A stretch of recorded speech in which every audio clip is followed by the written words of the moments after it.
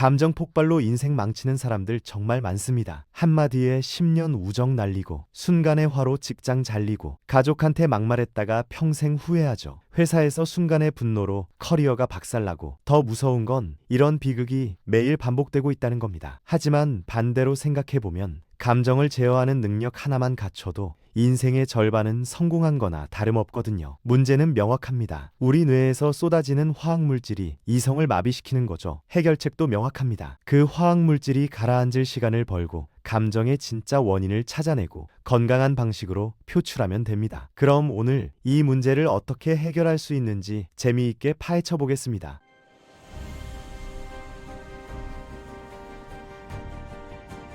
여러분, 친구랑 치킨이 맛있냐, 피자가 맛있냐로 토론하다가 갑자기 서로 욕하면서 싸운 경험 있으신가요? 처음엔 치킨이 최고지 이러다가 어느 순간 너 진짜 다 없다 하면서 인신공격 들어가는 거죠. 웃긴 건 나중에 화 풀리고 나서 우리 뭐 때문에 싸웠더라 이러고 있다는 겁니다. 대부분 사람들은 자기가 듣기 싫은 말 들으면 마치 뜨거운 냄비 뚜껑처럼 펑 하고 터져버리거든요. 자기 생각 부정당하는 거 개인적 모욕으로 받아들이고 상대가 인정 안 해주니까 더 화나고 하고 싶은 말도 제대로 못하니까 짜증나서 결국 폭발하는 겁니다. 이렇게 감정이 머릿속에서 태풍처럼 휘몰아치면 최악의 결정들이 줄줄이 나옵니다. 관계는 산산조각 나고 소중한 사람들한테 상처 주고 말이죠. 그리고 다 끝나고 나서야 완전 후회된다 하면서 자책합니다. 근데 이미 때는 늦었죠. 카톡으로 보낸 욕은 이미 상대방 눈에 다 들어갔고 회사에서 던진 책상 서랍은 이미 바닥에 떨어졌고 엄마한테 소리 지른 건 이미 엄마 마음의 상처로 남았거든요. 여기서 뇌과학자들이 밝혀낸 충격적인 사실이 있습니다. 당신이 빡쳤을 때 뇌에서는 코르티솔이랑 아드레날린이 나이아가라 폭포처럼 쏟아진다는 거죠. 이게 혈액 타고 온몸을 돌면서 심장은 두근두근 미친 듯이 뛰고 근육은 바짝 긴장하고 손은 덜덜 떨립니다. 이 상태에서 내린 결정은 거의 예외 없이 재앙으로 이어지거든요. 그래서 가장 먼저 해야 할 일은 바로 멈추는 겁니다. 눈 감고 천천히 하나, 둘, 셋, 넷, 다섯 세보세요. 고작 5초로 뭐가 바뀌겠어? 하실 수 있는데요. 놀랍게도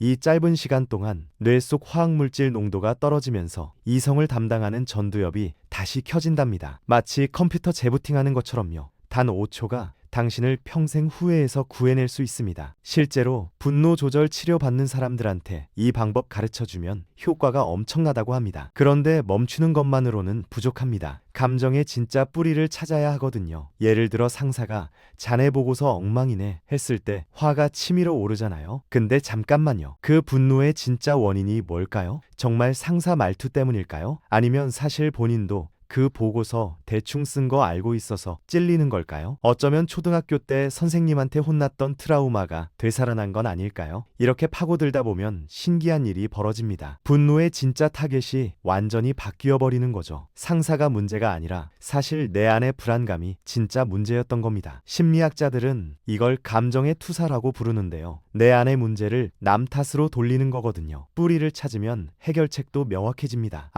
내가 사실 일 대충 해서 불안했구나 하고 인정하면 상사한테 화낼 이유가 사라지는 거죠. 그냥 다음부터 보고서 잘 쓰면 되는 문제였던 겁니다. 여기서 많은 사람들이 저지르는 어마어마한 실수가 하나 있습니다. 바로 감정 참는 게 미덕이라고 믿는 거죠. 친구가 너 오늘 왜 이래? 했을 때 아니야 괜찮아 하면서 꾹 참는 겁니다. 그날은 참았는데 다음 날도 찝찝하고 일주일 지나도 그 친구 생각하면 짜증나고 한 달 후에는 왜 화났는지도 가물가물한데 여전히 기분은 더러운 거죠. 이렇게 방치된 감정은 마치 음식물 쓰레기처럼 썩으면서 악취를 풍기거든요. 연구 결과에 따르면 억눌린 분노는 우울증, 불안장애, 심지어 고혈압까지 유발할 수 있다고 합니다. 감정 참다가 병 걸리는 거죠. 해결책은 놀랍도록 간단합니다. 감정 생긴 즉시 표현하고 해결하는 겁니다. 야, 어제 네가 한 말 좀 별로였어. 이렇게 솔직하게 말하는 게 한 달 동안 소갈이 하는 것보다 100만 배 낫습니다. 친구도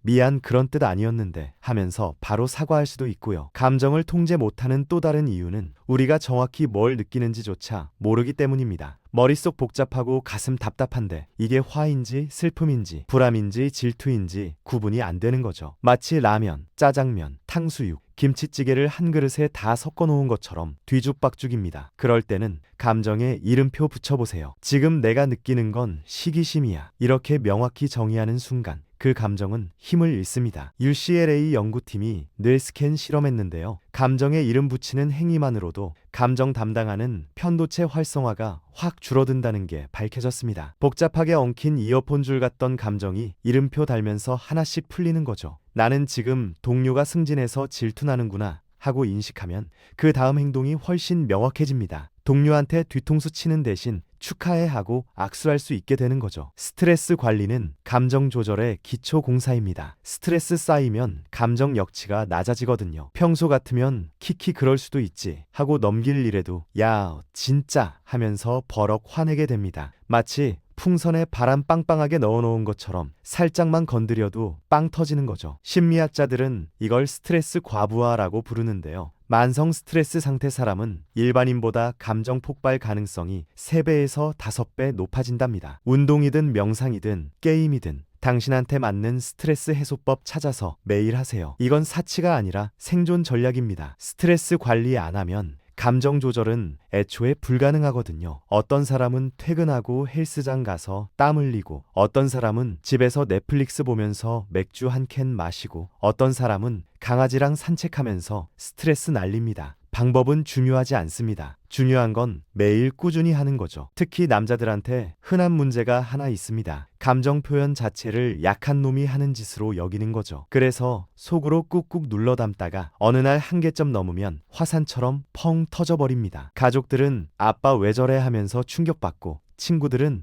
쟤 무슨 일 있나 하면서 당황하고, 동료들은 저 사람 위험한데 하면서 거리 두기 시작하죠. 관계는 복구 불가능하게 파괴됩니다. 이런 비극 막으려면 감정 표출 통로를 평소에 만들어 놔야 합니다. 일기 쓰든 친한 형이랑 술 한잔 하면서 털어놓든 상담센터 가든 방법은 많습니다. 중요한 건 감정이 댐 터지기 전에 꾸준히 빼내는 습관 들이는 겁니다. 심리치료사들은 주 1회에서 2회 정도 감정 표출하는 게 딱 좋다고 말합니다. 너무 자주 하면 상대방 피곤하고, 안 하면 본인이 폭발하거든요. 말이나 글로 표현하기 어색하면 다른 방법도 있습니다. 헬스장 가서 데드리프트 하든지, 기타 치면서 노래 부르든지, 그림 그리든지 하는 거죠. 어떤 사람은 노래방 가서 목 쉬도록 소리 지르면서 스트레스 날립니다. 또 어떤 사람은 복싱 체육관 가서 샌드백 두들기면서 분노 해소하죠. 한 연구에 따르면 격렬한 신체 활동은 세로토닌이랑 엔도르핀 분비시켜 자연스럽게 기분 좋아지게 만든답니다. 분노가 근육이 되고 슬픔이 음악이 되는 거죠. 누군가랑 싸웠을 때 시도해볼 만한 신박한 방법이 있습니다. 바로 상대방 입장에서 생각해보는 거죠. 당신은 내가 억울하지 하는데 사실 상대방도 똑같이 내가 더 억울하다고 하고 있을 가능성 큽니다. 그 사람도 나름의 사정이 있어서 그렇게 행동했을 거거든요. 어쩌면 그날 상사한테 혼나서 기분 더러웠거나, 집에서 부모님이랑 싸우고 와서 예민했거나, 건강 문제로 힘들었을 수도 있습니다. 이렇게 공감 능력 발휘하면 신기하게도 분노가 이해로 바뀌면서 감정이 누그러집니다. 하버드 대학 연구팀 보고에 따르면 공감 훈련 받은 사람들이 안 받은 사람들보다 갈등 상황에서 40% 더 냉정함 유지했다고 합니다. 공감은 싸움 말리는 최고 무기일 뿐 아니라 감정 지능 높이는 훈련법이기도 하죠. 매일 다른 사람 시각에서 생각하는 연습하다 보면 어느새 성숙한 어른이 되어 있을 겁니다. 자기 감정 부끄러워하는 사람들도 엄청 많습니다. 이런 사소한 일로 화내다니 내가 찌질한 건가 하면서 감정 숨기려는 거죠. 근데 여기서 확실히 해야 할 게 있습니다. 감정에는 옳고 그름이 없습니다. 당신이 느끼는 모든 감정은 정당하고 존중받을 가치 있거든요. 중요한 건 그 감정을 어떻게 표현하느냐이지 감정 자체가 아닙니다. 심리학자 칼 로저스는 감정 소유하는 게 감정한테 안 끌려다니는 첫 단계라고 했습니다. 누가 요즘 어때? 라고 물었을 때 키키 좋지 하면서 거짓말하지 말고 사실 좀 힘들어 솔직하게 말할 수 있어야 합니다. 감정 인정하고 받아들이는 순간부터 당신은 그 감정 주인이 됩니다. 더 이상 감정한테 끌려다니지 않게 되는 거죠. 나 지금 화났어. 이렇게 말할 수 있으면 그 화는 이미 반은 해결된 겁니다. 표현하는 순간 감정이 정리되거든요. 아무리 훈련 많이 해도 한계 상황은 옵니다. 더 참을 수 없는 그 순간 말이죠. 심장 미친 듯이 뛰고, 얼굴 화끈거리고, 주먹 저절로 쥐어지고,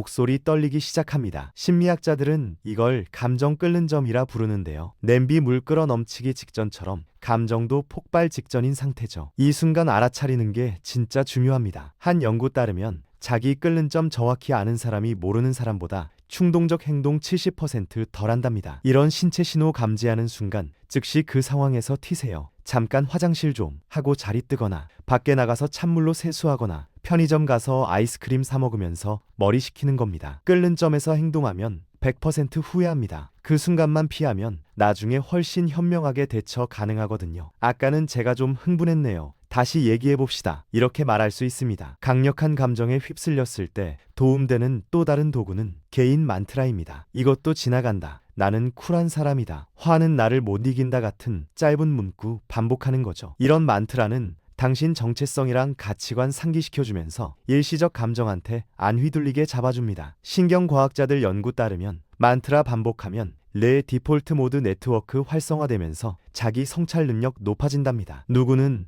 가족 생각하자로 충동 맞고 누구는 나는 프로다로 회사에서 폭발 억제하죠. 당신만의 특별한 만트라 찾아보세요. 그게 위기 순간 당신 구해줄 마지막 안전벨트 될 겁니다. 만트라는 짧을수록 좋습니다. 길면 기억 안 나거든요. 3단어에서 5단어 사이가 딱 좋습니다. 나는 침착하다. 이 정도면 완벽하죠. 마지막으로 호흡의 힘 절대 무시하지 마세요. 깊게 숨 들이쉬면 교감신경계 진정되면서 싸우거나 도망치려는 본능 억제됩니다. 그리고 천천히 숨 내쉬면 부교감신경계 활성화되면서 몸이랑 마음이 이완되죠. 스탠포드 대학 연구팀이 발견한 놀라운 사실이 있는데요. 단 3번 심호흡만으로도 코르티솔 수치가 20%에서 30% 감소한답니다. 화침일 때 크게 심호흡 3번만 해보세요. 놀랍게도 그것만으로 감정 강도가 반토막 납니다. 호흡은 언제 어디서나 할 수 있는 최고 감정 조절 도구거든요. 출근길 지하철에서도 회의 직전에도 부모님이랑 싸우는 중에도 즉시 사용 가능합니다. 돈도 안 들고 시간도 안 걸리고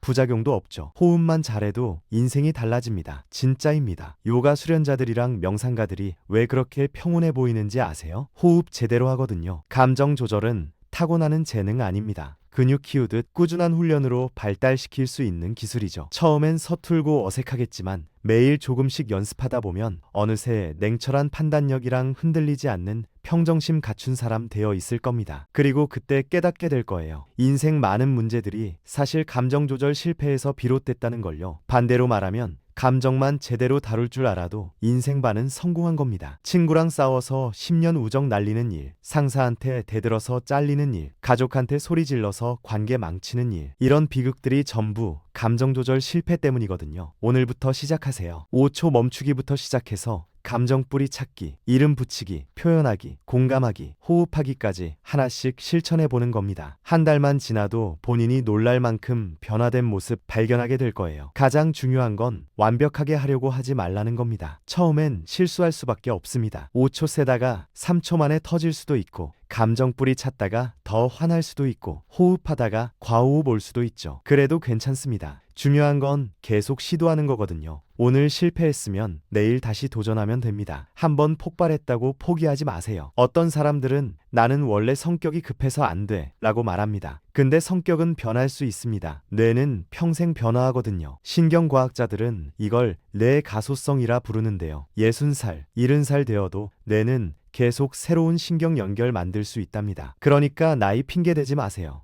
나는 이미 늦었어도 핑계입니다. 지금 시작하면 됩니다. 오늘이 당신 인생에서 가장 빠른 날이거든요. 마지막으로 한 가지 더 말씀드리고 싶은 게 있습니다. 감정 조절 잘하는 사람이 감정 없는 로봇이 되라는 게 아니라는 거죠. 오히려 반대입니다. 감정 조절 잘하는 사람은 자기 감정을 더 풍부하게 느끼고 더 깊이 이해하고 더 건강하게 표현합니다. 화날 때 화내되 상대방 상처 주지 않게 표현하고, 슬플 때 슬퍼하되 자기 파괴적이지 않게 슬퍼하는 거죠. 감정을 억누르는 게 아니라 현명하게 다루는 겁니다. 당신도 할 수 있습니다. 지금까지 수천 명이 이 방법들로 인생 바꿨거든요. 분노 조절 장애 있던 사람이 평온한 사람 됐고, 매일 싸우던 부부가 다정한 부부 됐고, 직장에서 문제아였던 사람이 팀의 중심 됐습니다. 당신도 예외가 아닙니다. 오늘부터 하나씩 실천해 보세요. 한 달 후 당신은 완전히 다른 사람이 되어 있을 겁니다. 아니, 더 정확히 말하면 본래 당신이 되어야 할 최고의 모습이 되어 있을 거예요.